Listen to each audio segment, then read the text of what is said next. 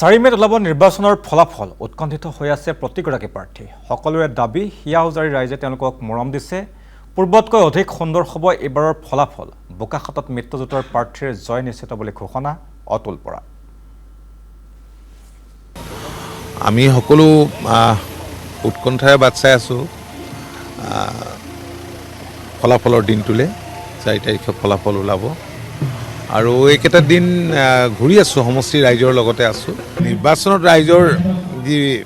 সঁহাৰি দেখিলো তাৰ পৰাই অনুমান কৰিব পাৰি যে পূৰ্বতকৈ অধিক আসনেৰে এবাৰ এনডিএ ক্ষমতালৈ আহিব বিজেপিৰ নেতৃত্বত আকৌ চৰকাৰ হ'ব আকৌ ডক্টৰ হিমন্ত বিশ্ব শৰ্মা ৰাজ্যখনৰ মুখ্যমন্ত্ৰী হ'ব গতিকে তথাপিও ফলাফল বুলিলে উৎকণ্ঠাটো থাকিবই ভালটো হ'বই কিমান ভাল হয় তাৰ বাবেহে আমি সকলোৱে দেখিছোঁ যে অংক কৰি আছে 16 আৰু 21ৰ যিটো পৰিৱেশ আছিল বাতাবৰণ আছিল এবাৰ সম্পূৰ্ণ বেলেগ এবাৰ মানুহৰ সন্তুষ্টি যথেষ্ট আছে কাৰণ যোৱা 5টা বছৰত মুখ্যমন্ত্ৰী ডাঙৰীয়াৰ নেতৃত্বত ৰাজ্যখনত যিমানবোৰ উন্নয়ন বিকাশ হ'ল আৰু এইটো এটা ভিজিবল হৈছে দৃশ্যমান হৈছে মানুহ সন্তুষ্ট মহিলাসকল সন্তুষ্ট যুৱকসকলো সন্তুষ্ট সকলো শ্ৰেণীৰ জনসাধাৰণ সন্তুষ্ট গতিকে এনে পৰিস্থিতিত এনে পৰিৱেশত হোৱা নিৰ্বাচনৰ ফলাফল যে চৰকাৰৰ মানে এনডিএৰ সপক্ষে আহিব সেই কথাত একেবাৰে আমি নিশ্চিত নাজিৰাটো এবাৰ পৰিৱৰ্তন হ'ব এটা পৰিয়ালৰ ৰাজনীতি আৰু নাজিৰাত নচলিব 1 লাখ ভোটৰ ব্যৱধানত বিজেপি প্ৰাৰ্থী ময়ূৰ বৰগোহাঁই জয়ী হ'ব ফলাফলৰ পূৰ্বে নিজৰ জয় নিশ্চিত বুলি ক'লে ময়ূৰ বৰগোহাঁই নাজিৰা সমষ্টিৰ ৰাইজে এবাৰ ভাৰতীয় জনতা পাৰ্টীক উন্নয়নৰ কাৰণে ভোট দিছে আৰু কিয়নো 55টা বছৰ একেটা পৰিয়ালে এই সমষ্টিটোত প্ৰতিনিধিত্ব কৰি আছে আৰু 15টা বছৰ দেৱব্ৰত শইকীয়া ডাঙৰীয়াই নাজিৰা সমষ্টিত প্ৰতিনিধিত্ব কৰাৰ পিছতো ইয়াত কোনো কাৰণতে চাৰিওফালে উন্নয়ন নহ'ল আৰু উন্নয়ন নোহোৱাৰ কাৰণেই এইবাৰ মানুহে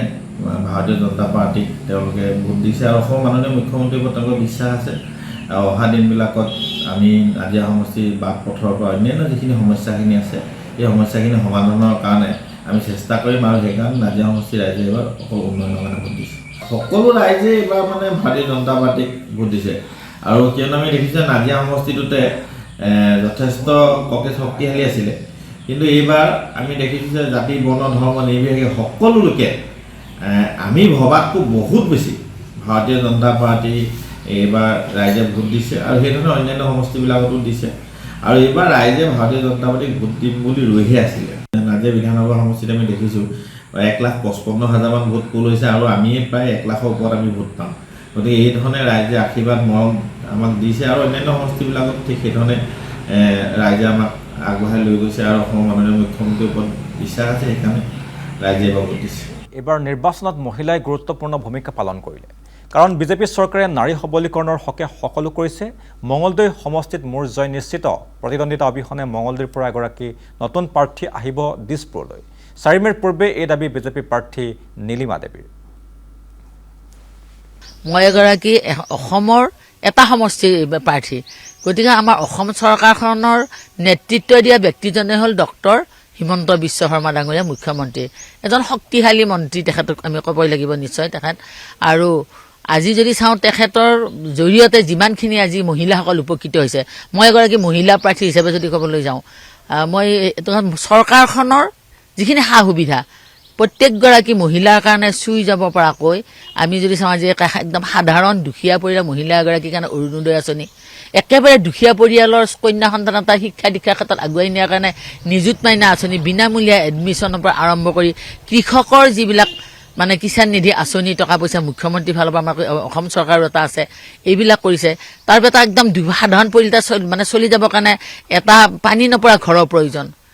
দুবেলা দুমুঠি খাবৰ কাৰণে যিখিনি নেকি প্ৰয়োজন আছে সেইখিনি যদি চাওঁ আমি ৰেচন কাৰ্ডখন আজি চাওঁ আমি আগতে নিৰ্দিষ্ট কিছুমান ব্যক্তিৰ আছিল পৰিয়াল আছিল আজি সকলো পৰিয়ালৰ কাৰণে সম্ভৱ হৈছে ৰাস্তা ঘাটৰ পৰা আৰম্ভ কৰি নিবনুৱা সমস্যা দূৰ কৰা 1 টকা এটা খৰচ নকৰে কিমান ল'ৰা ছোৱালীয়ে চাকৰি পাইছে এই গোটেইবিলাক যদি চালি জাৰি চাওঁ তেতিয়াহ'লে ৰাইজৰ মাজলৈ চাওঁতে কিন্তু মানুহখিনি সেইটোৱে উৎসাহ আমাৰ যিবিলাক মানে অভাৱ আছিল অভাৱখিনি পূৰণ কৰিব পাৰিছে আৰু ৰাইজে সেইকাৰণে এজন ভাৰতীয় জনতা পাৰ্টীৰ প্ৰাৰ্থী হিচাপে মোক ভোট দিব বুলি মোৰ বিশ্বাস আছে মই 25ৰ পৰা 30ৰ ভিতৰত এটা মোৰ থাকিব লাগে বুলি মোৰ এটা বিশ্বাস আছে চিচিবৰ গাঁৱত বিজেপি মিত্ৰজোঁটৰ সন্মুখত নাই কোনো প্ৰতিদ্বন্দ্বী 25,000 পৰা 50,000 ভোটৰ ব্যৱধানত আমাৰ জয় নিশ্চিত পূৰ্বে বান আৰু অনুন্নয়নে বিধ্বস্ত কৰি ৰখা চিচিবৰ গাঁও সমষ্টিত এতিয়া উন্নয়ন গতিকে ৰাইজে এইবাৰ আমাকেই মৰম দিছে বুলি ঘোষণা জীৱন গগৈ ফলাফলটো সুন্দৰ হ'ব চাওক আজি 14 বছৰ চনৰ আগতে আমাৰ চিচিবৰ সমষ্টিত কি আছিল বানপানীৰ বাহিৰে একো নাছিল ৰাস্তা পদূলি নাছিল সেই 14 চনৰ পৰা পাছত 16 চনত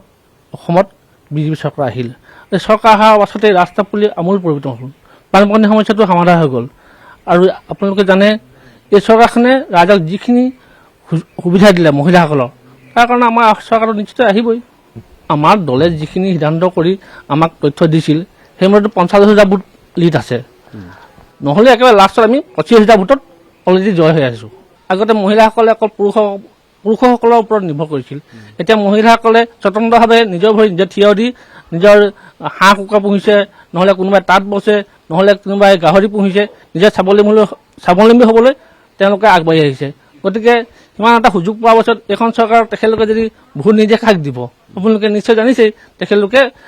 আনক দেখুওৱা নাই যদিও তলে তলে তেখেতলোকে আমাকে ছাপোৰ্ট কৰিছে আৰু আমাক ভোট দিছে সেইকাৰণে বিজেপি চৰকাৰ এইবাৰ পুনৰ অহাটো নিশ্চিত